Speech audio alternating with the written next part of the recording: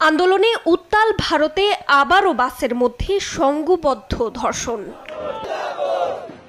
কলকাতায় চিকিৎসক তরুণীকে ধর্ষণের পর হত্যার অভিযোগে যখন বিক্ষোভে উত্তাল গোটা ভারত, তখন দেশটিতে আবারও সামনে এলো বাসে ধর্ষণের বীভৎস খবর।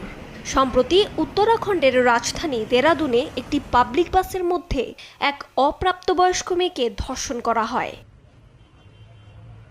গেল মঙ্গলবার রাতে মোরাদাবাদ থেকে পাঞ্জাবের দেরাদুনে আন্তঃরাজ্য বাস টার্মিনালে পৌঁছায় 15 বছর বয়সী মেয়েটি। সেখানেই ঘটে এই নৃশংস ঘটনা। এই ঘটনার 4 দিন পর গেল শনিবার একটি মামলার পর তদন্ত শুরু করেছে পুলিশ। এরই মধ্যে আটক হয়েছে সন্দেহভাজন 5 জন।